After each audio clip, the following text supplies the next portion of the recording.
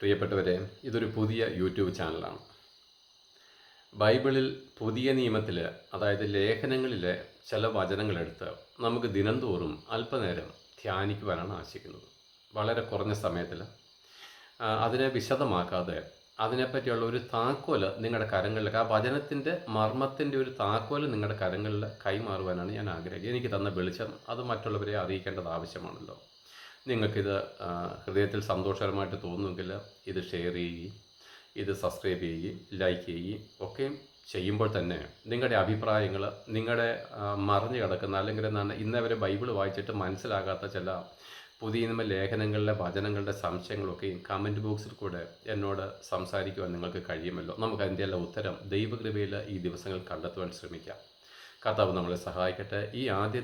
ഈ ഒരു അനുഭവത്തിൽ, അതായത് ആദ്യത്തെ ഈ വീഡിയോയിൽ ഞാൻ സംസാരിക്കുവാൻ ആഗ്രഹിക്കുന്ന വചനം റോമാലേഖനം 6:20 റോമാലേഖനം 6:20.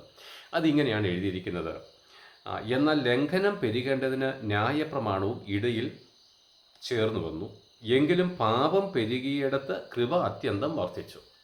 അപ്പോൾ എങ്കിലും ലംഘനം പെരുകേണ്ടതിന് ന്യായപ്രമാണവും ഇടയിൽ ചേർന്നു വന്നു, എങ്കിലും പാപം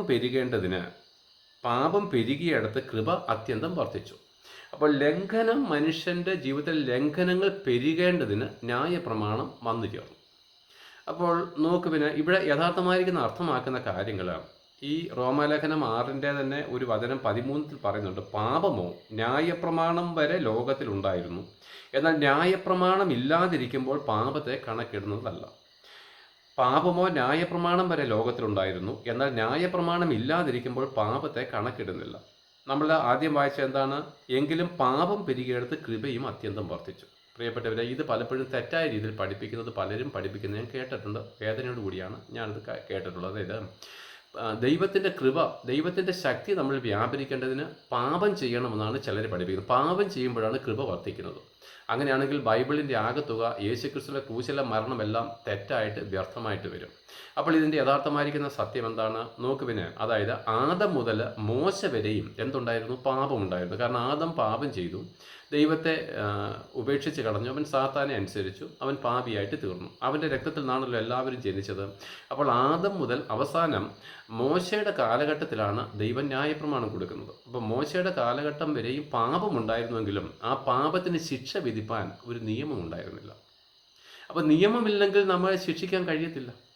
ഇപ്പം ഞാനൊരു കൊലപാതകം ചെയ്യുന്നു കരുതിക്കോ, ഞാനൊരു കൊലപാതകയാണ്. പക്ഷേ ആ കോടതികളെല്ലാം, സുപ്രീം കോടതി വരെയുമുള്ള വിസ്താരങ്ങളിലെല്ലാം ഞാൻ കൊലപാതകയാണെന്ന് തെളിയിക്കപ്പെട്ടു. പക്ഷെ എന്നെ ശിക്ഷിക്കാൻ ഇന്ത്യക്ക് ഒരു പീനൽ കോഡ് ഇല്ലെങ്കിൽ അവർക്ക് എന്നെ ശിക്ഷയ്ക്ക് വിധിക്കാൻ കഴിയത്തില്ല. അവർക്ക് എന്ത് ചെയ്യണമെന്ന് അറിയത്തില്ല. അപ്പോൾ ഒരു നിയമം ഉള്ളിടത്ത് ആ ജഡ്ജിക്ക് എന്നെ ധൈര്യമായിട്ട് വിധിക്കാം, ഇവനെ തൂക്കുകയറിന് വിധിച്ചിരിക്കുന്നു. ഇവണ്ണം ഈ മോശ വരെയും ഒരു നിയമപുസ്തകം, മനുഷ്യൻ്റെ പാപത്തിന് ശിക്ഷ വിധിക്കുന്ന ഒരു പുസ്തകം, ഒരു നിയമാവലി ദൈവം കൊടുക്കാതിരുന്നത് കൊണ്ട് അവരുടെ പാപത്തിന് ശിക്ഷ വിധിപ്പാൻ കഴിയുമായിരുന്നില്ല. എന്നാൽ ഈ നിയമപുസ്തകമായിരിക്കുന്ന ഈ ന്യായപ്രമാണം മോശ മുഖാന്തരം മനുഷ്യർക്ക് നൽകി കൊടുക്കുമ്പോൾ പാപത്തിൻ്റെ ശമ്പളം മരണമാണെന്നുള്ള ദൈവ കോടതിയുടെ നിയമപുസ്തകം നമ്മുടെ കരങ്ങളിൽ കിട്ടും.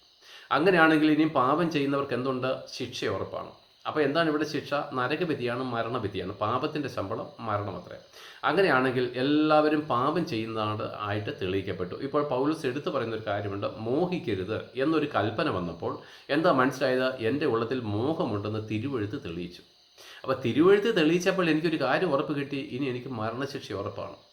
ഇവിടെ മനുഷ്യനൊരു നിലവിളി വന്നു. എന്താണ്? എന്നെ ആര് ഈ മരണത്തിൽ നിന്ന് വീണ്ടെടുക്കും? കാരണം ഈ ഭയങ്കരമായിരിക്കുന്ന, ഈ മരണകരമായിരിക്കുന്ന ശരീരത്തിൽ തന്നെ ആർ രക്ഷിക്കും? പ്രിയപ്പെട്ടവരെ, അപ്പോഴാണ് ദൈവം പറഞ്ഞത്: എൻ്റെ പുത്രനായിരിക്കുന്ന യേശുക്രിസ്തു നിൻ്റെ സകല പാപവും പോക്കി നിന്നെ ശുദ്ധീകരിപ്പാൻ അവൻ്റെ രക്തം എന്താണ്? നമുക്ക് വേണ്ടി നൽകപ്പെട്ടിരിക്കുന്നു. പ്രിയപ്പെട്ടവരെ, ന്യായപ്രമാണത്തിൻ്റെ ഒരു വള്ളിയെങ്കിലും പുള്ളിയെങ്കിലും ഒഴിഞ്ഞു പോകുന്നത് അസാധ്യമാണെന്ന് കർത്താവ് പറയുമ്പോൾ, ആകാശവും ഭൂമി ഒഴിഞ്ഞു പോയാലും അത് ഒഴിഞ്ഞു പോകത്തില്ലെന്ന് കർത്താവ് പറയുമ്പോൾ, നോക്ക് പ്രിയരെ, എന്താണ് എൻ്റെ കാര്യം? എന്താണ്? ന്യായപ്രമാണം നമ്മളെ ശിക്ഷയ്ക്ക് വിധിക്കുന്ന നിയമപുസ്തകമായിരിക്കുമ്പോൾ തന്നെ ആ ന്യായപ്രമാണമല്ല നമ്മളെ ശിക്ഷിക്കുന്നത്, ആ ന്യായപ്രമാണം നമ്മുടെ പാപത്തെയാണ് ശിക്ഷിക്കുന്നത്. അതായത് കൊലപാതകം ചെയ്ത ഒരു വ്യക്തിക്ക് മരണശിക്ഷ ഇന്ന രീതിയിൽ മരണശിക്ഷ കൊടുക്കണമെന്ന് നിയമപുസ്തകത്തിൽ എഴുതി വെച്ചപ്പോൾ തന്നെ യഥാർത്ഥത്തിൽ നിയമമല്ല എന്നെ ശിക്ഷിക്കുന്നത്, ഞാൻ കൊലപാതകം ചെയ്തതുകൊണ്ടാണ് ആ നിയമം എന്നെ ശിക്ഷയിലേക്ക് കൊണ്ടുവരുന്നത്. അപ്പോൾ ഞാനത് ചെയ്തിട്ടില്ലെങ്കിലോ എന്നെ ശിക്ഷിക്കുവാൻ നിയമത്തിന് കഴിയത്തില്ല. പക്ഷേ ഇവിടെ നമ്മളെല്ലാവരും പാപം ചെയ്തു പോയവരാണ്. അപ്പോൾ ശിക്ഷ ഉറപ്പാണ്, ന്യായപ്രമാണം സ്ഥിരമാണ്. എന്നാൽ ഇവിടെ എന്താണ് സംഭവിച്ചിരിക്കുന്നത് അറിയാമോ? ആ ന്യായപ്രമാണത്തിൻ്റെ മുമ്പിലുള്ള നമ്മുടെ ശിക്ഷാവിധിക്ക് ഹേതുവായിരിക്കുന്ന പാപത്തെ ദൈവം തൻ്റെ പുത്രൻ്റെ രക്തം കൊണ്ടങ്ങ് മായ്ച്ചു കളഞ്ഞാൽ ന്യായപ്രമാണം അവിടെ ഇരിക്കും, അതിൻ്റെ മുമ്പിൽ ഞാൻ ശുദ്ധനായിട്ടിരിക്കും. അപ്പോൾ എന്താണ്, ആ ന്യായപ്രമാണത്തിന് ഇനി എന്നെ ശിക്ഷ വിധിപ്പാൻ കഴിയത്തില്ല എന്നാണ് അതിൻ്റെ തെളിവ്. അപ്പോൾ ന്യായപ്രമാണം ഉള്ളപ്പോൾ തന്നെ പാപത്തിൻ്റെ ശമ്പളം മരണമാണെന്നുള്ള ദൈവകോടതി നിലനിൽക്കുമ്പോൾ തന്നെ നോക്ക്, പിന്നെ ആ ന്യായപ്രമാണത്തിന് ഇനി എൻ്റെ മേൽ കർത്തൃത്വം ചെയ്യുവാൻ കഴിയാത്ത വണ്ണം അതിൻ്റെ ശിക്ഷാവിധിയിൽ നിന്ന് എന്നെ വിടുവിക്കുന്ന ക്രിസ്തുവിൻ്റെ രക്തം. അപ്പോൾ എന്താണ്, ലംഘനം പെരുകിയിടത്ത് കൃപ അത്യന്തം വർദ്ധിച്ചു. അപ്പോൾ മനുഷ്യൻ നിയമപുസ്തകം വന്നപ്പോൾ മനുഷ്യൻ്റെ ലംഘനം പെരുകി. നിയമം ഉള്ളിടത്താണല്ലോ ലംഘനം ഉണ്ടാകുന്നത്. ഇപ്പോൾ ഹെൽമെറ്റ് വെക്കണമെന്നൊരു നിയമം വന്നപ്പോൾ എന്താണ്, ഹെൽമെറ്റ് വെച്ചില്ലെങ്കിൽ എന്താണ്, ശിക്ഷാവിധിക്ക് യോഗ്യനാണ്, 500 രൂപ പിഴ. ആ നിയമമില്ലെങ്കിൽ ഹെൽമെറ്റ് ഇല്ലാതെ നമുക്ക് പോകാം. പക്ഷേ അത് കുറ്റകരമാണെങ്കിൽ പോലും ശിക്ഷ വിധിക്കാൻ നിയമപുസ്തകമില്ല. സിമ്പിളായിട്ടല്ലേ ഞാൻ പറയുന്നത്. അങ്ങനെയാണെങ്കിൽ പ്രിയരെ, നമ്മളെല്ലാവരും പാപം ചെയ്ത് ദൈവ തേജസ് നഷ്ടപ്പെടുത്തിയവരായിരിക്കും. നമുക്ക് ന്യായപ്രമാണ പ്രകാരം നമ്മളെല്ലാവരും ശിക്ഷാവിധിക്ക് യോഗ്യരായിരുന്നു. എന്നാൽ കർത്താവായിരിക്കുന്ന യേശുക്രിസ്തുവോ ഈ താണലോകത്തിലേക്ക് ഇറങ്ങി വന്ന് നമ്മുടെ പാപങ്ങളെ താൻ സ്വയം ചുമലിലേറ്റി നമ്മുടെ പാപത്തിന് പരിഹാര ബലിയായിട്ട് ക്രൂശിൽ മരിച്ചപ്പോൾ ആ മരണം എനിക്ക് വേണ്ടിയിട്ടാണെന്ന് വിശ്വസിക്കുകയും ആ വിശ്വാസത്താൽ ക്രിസ്തു സ്വർഗം വിട്ടിറങ്ങി വന്ന് എന്നെ സ്നേഹിച്ച് എനിക്ക് വേണ്ടി മരിച്ചു എന്നുള്ള വിശ്വാസത്താൽ ഞാൻ എൻ്റെ ജീവിതം ഈ യേശുക്രിസ്തുവിന് വേണ്ടി സമർപ്പിക്കുന്നു. ഇതാണ് മാനസാന്തരം. അതിനുശേഷം സ്നാനമേറ്റ് ആത്മാവിനെ പ്രാപിക്കുമ്പോൾ നമ്മുടെ എല്ലാ ലംഘനങ്ങളും മായ്ക്കപ്പെട്ടിരിക്കുന്നു. എല്ലാ പാപങ്ങളും ആദം മുഖാന്തരവും അന്ന് വരെ നമ്മൾ ചെയ്ത എല്ലാ പാപങ്ങളും ന്യായപ്രമാണത്തിന് മുമ്പിൽ മായ്ക്കപ്പെട്ടു. ഇനി ന്യായപ്രമാണത്തിന് എന്നെ ശിക്ഷിപ്പാൻ കഴിയത്തില്ല.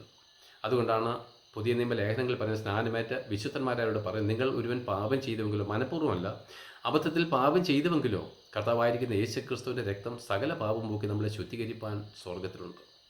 നമ്മുടെ പാപങ്ങളെ ഏറ്റു പറയുന്നുവെങ്കിൽ അവൻ നമ്മുടെ പാപങ്ങളെ കഴുകും. നമുക്ക് പറയാം, പാപമുണ്ടെങ്കിൽ ശിക്ഷയുണ്ട്. പാപം കഴുകപ്പെട്ടാൽ ഇനി ശിക്ഷിപ്പാൻ നിയമത്തിന് കഴിയത്തില്ല. ആകിയാൽ ഇത് നിങ്ങൾക്ക് അല്പമെങ്കിലും മനസ്സിലായി കാണുമെന്ന് ഞാൻ വിചാരിക്കുന്നു. ഈ വിഷയം ഇങ്ങനെ വെച്ച് ധ്യാനിച്ചു കൊള്ളുവിൻ. നിങ്ങൾക്കൊരു പുതിയ വാതിലുകൾ വചനത്തിൽ നിന്ന് ദൈവം തുറന്നു തരും.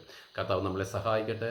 ഇത്ര നല്ലൊരു അനുഭവത്തിലേക്ക് ദൈവം നമ്മളെ നടത്തിയ ഇത്ര നല്ലൊരു അനുഭവത്തിലേക്ക് കർത്താവായിരിക്കുന്ന യേശുക്രിസ്തു മുഖാന്തരം പാപമോചനം നൽകി തന്ന് മരണശിക്ഷയിൽ നമ്മളെ വീണ്ടെടുത്ത ദൈവത്തിന് സ്തോത്രം അർപ്പിച്ചുകൊണ്ട് ഈ ചെറിയ മെസ്സേജ് ഇവിടെ നിർത്തുന്നു. വീണ്ടും അടുത്ത ദിവസം നമുക്ക് കാണാം.